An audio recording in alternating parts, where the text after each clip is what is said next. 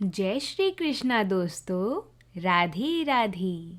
आप सभी का हमारी चैनल में बहुत बहुत स्वागत है। चैत्र मास का महीना शुरू हो चुका है और हमारी भागवत कथा अभी पूर्ण नहीं हुई है, तो हम श्रीमद् भागवत के पठन श्रवण को चैत्र के महीने में भी जारी रखेंगे।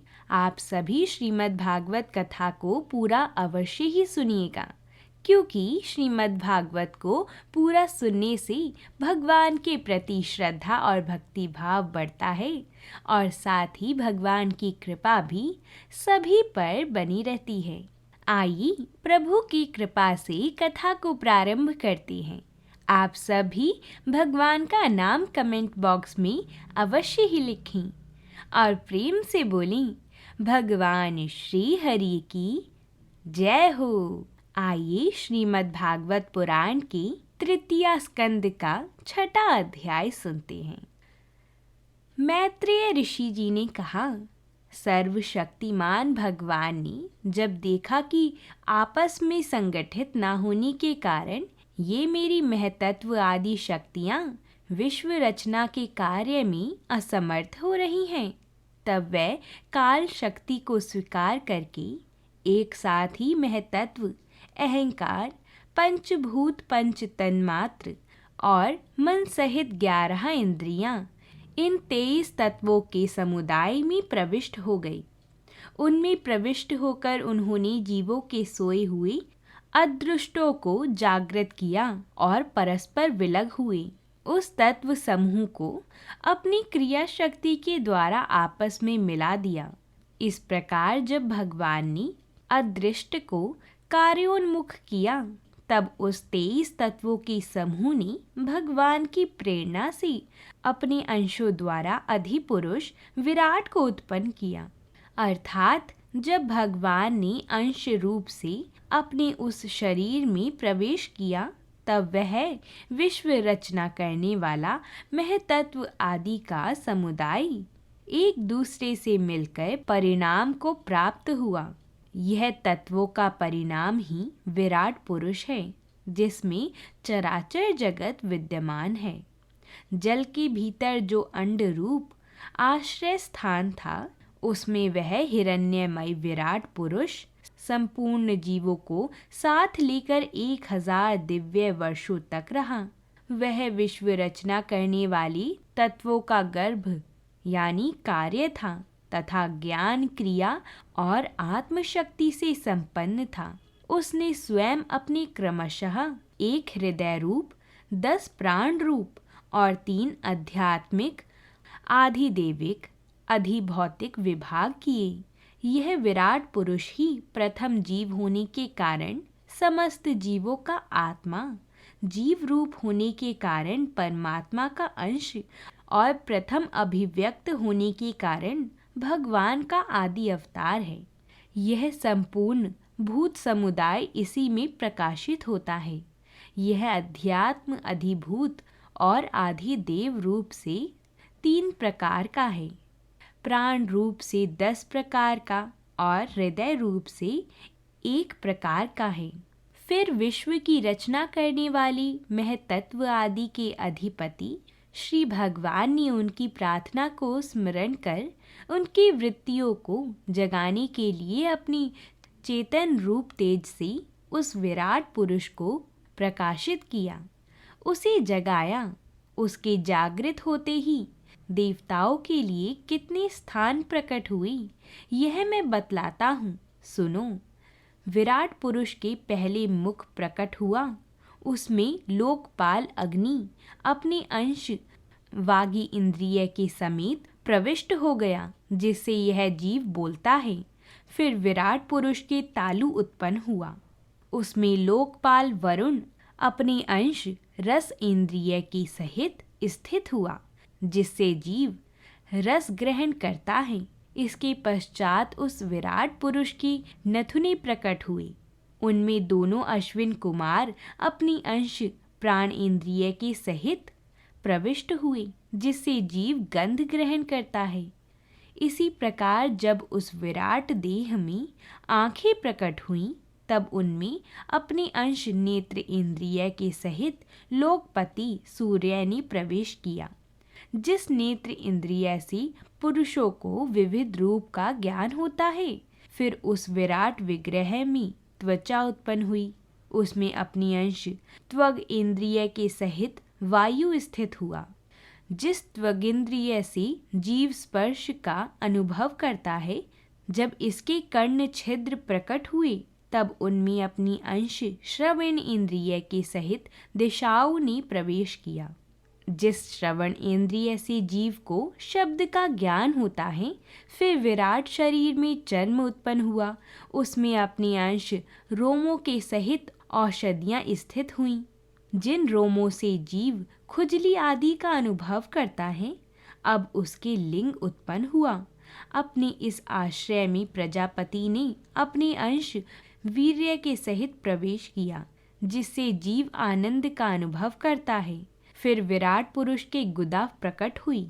उसमें लोकपाल मित्र ने अपनी अंश पायु इंद्रिय के सहित प्रवेश किया।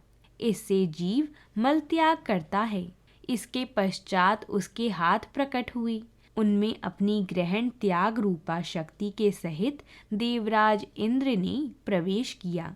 इस शक्ति से जीव अपनी जीविका प्राप्त करता है। जब इसके चरण उत्पन्न हुए, तब उनमें अपनी शक्ति गति के सहित लोकेश्वर विष्णु ने प्रवेश किया। इस गति शक्ति द्वारा जीव अपनी गंतव्य स्थान पर पहुंचता है। फिर इसके बुद्धि उत्पन्न हुई। अपने अंश बुद्धि शक्ति के साथ वाक्पति ब्रह्मा जी ने प्रवेश किया। इस बुद्धि शक्ति से जीव ज्ञातव्य विषयों को जान सकता है। फिर इसमें हृदय प्रकट हुआ। उसमें अपनी अंश मन के सहित चंद्रमा स्थित हुआ।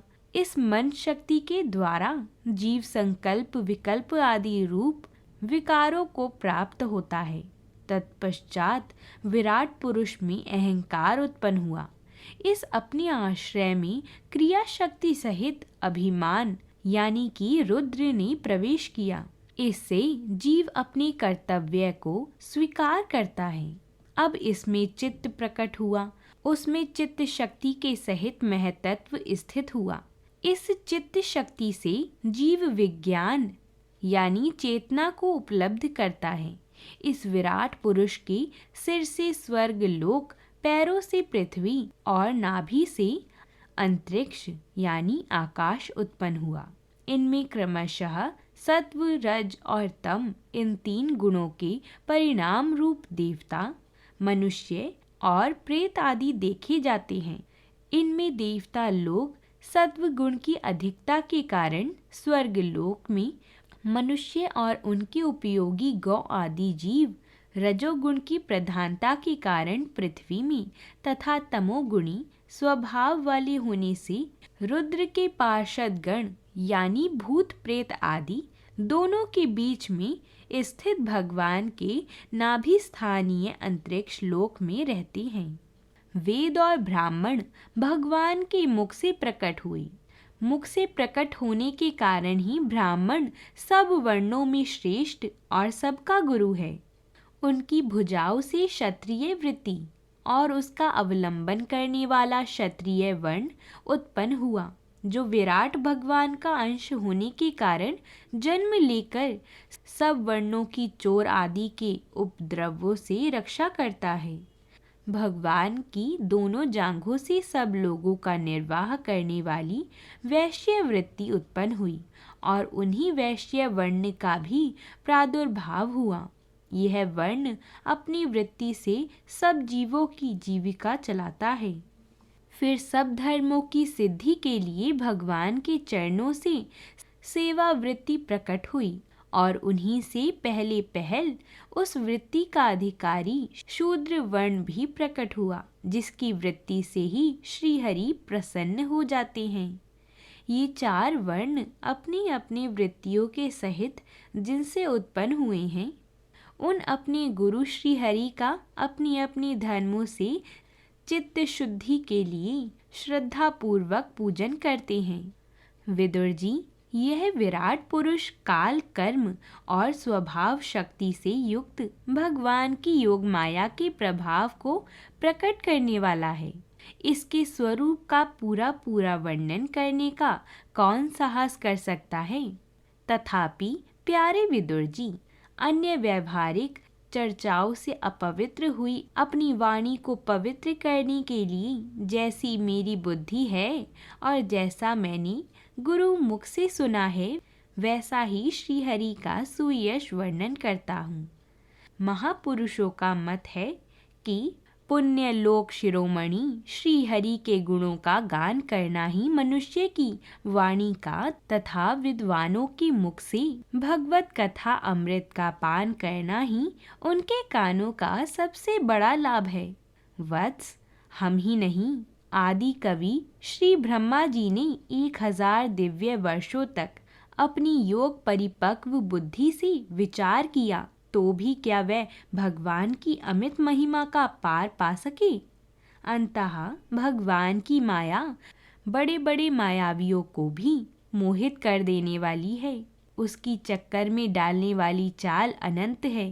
अतएव स्वयं भगवान भी उसकी थाह नहीं लगा सकते, फिर दूसरों की तो बात ही क्या है।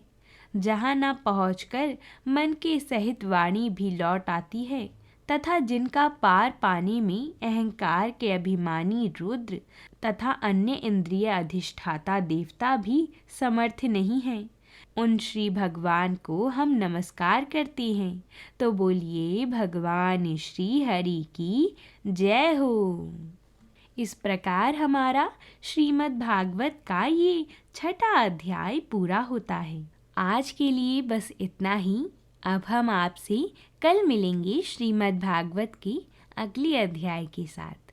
आप सभी स्वस्थ रहें और आप सभी का घर धन धान्य से भरा रहे। भगवान की आप सभी पर विशेष कृपा बरसती रहे। तो प्रेम से बोलिए भगवान श्री हरि की जय हो।